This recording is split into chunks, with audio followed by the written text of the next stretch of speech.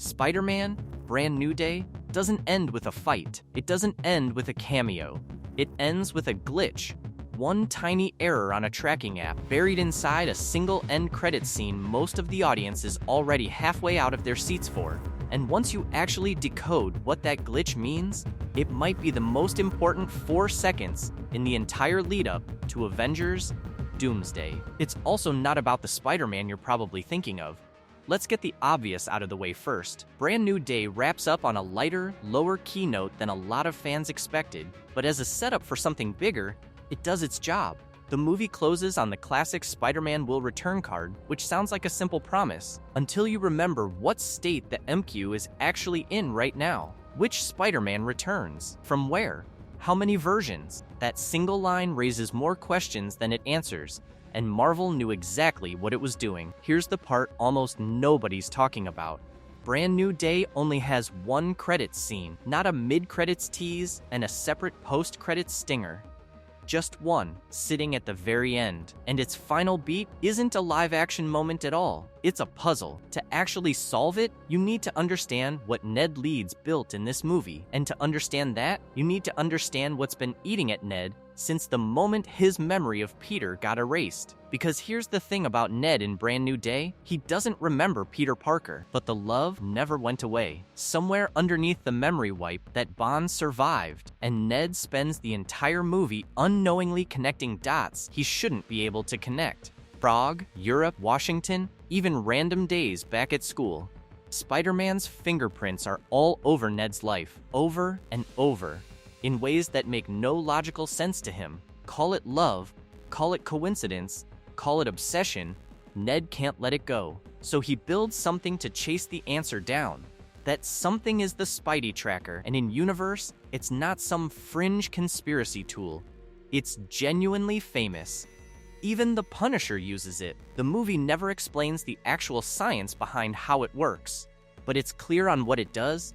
It tracks Spider-Man's movements across New York City in real time, because Ned isn't just curious about a costume, he wants to know who's actually underneath it and why that person keeps showing up at every major turning point in his own life. That obsession is exactly what pays off in the credits scene. We're looking at the tracker's interface, and it's just located an active Spider-Man. Except the location reads unknown. The map shows a pin somewhere in Queens, but the label insists it's unidentified, and Ned's own recorded voice keeps looping the same 2 words, location unknown. Then, the map starts zooming out.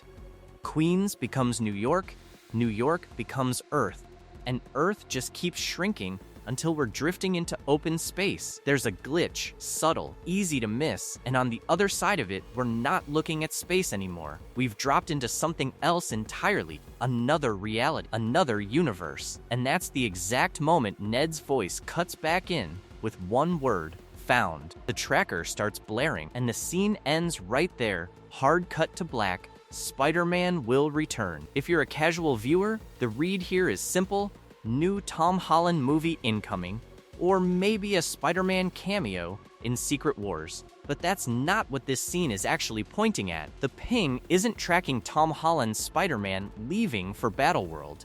It's tracking an entirely different Spider-Man, one the tracker just located somewhere outside our reality. Marvel built this ending deliberately vague on purpose. A Spider-Man is coming back. Which one is the mystery they want you obsessing over for the next few months? So let's talk theories, because there are a few genuinely strong contenders here. The most obvious answer, and the one I'd bet on first, we're going to see a version of Spider-Man show up at the very start of Avengers, Doomsday.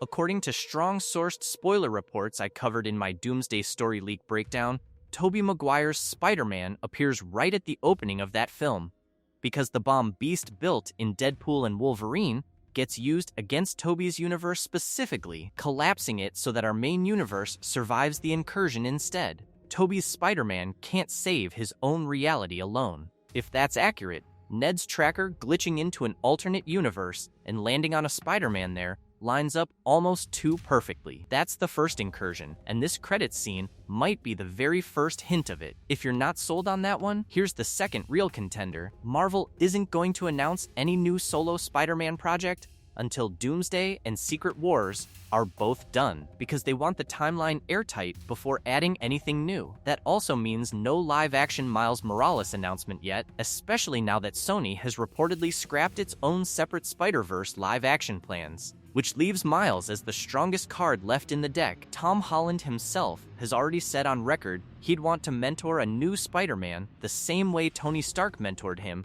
and given how massive Miles' profile already is across comics, animation, and gaming, a live-action introduction feels less like a maybe and more like a when. It also just makes narrative sense. Miles' powers have been tied to the multiverse since day one, so a multiverse-coded tease is a very natural way to point toward him. The third option is the longest shot on this list, but it shouldn't be thrown out entirely. This could be quietly teasing a future project built around Andrew Garfield's Spider-Man. Unlikely, not impossible. Whichever theory ends up correct, the bigger picture is the same. Marvel knows exactly how big the reaction to No Way Home was, and every signal points toward bringing multiple Spider-Men back together again.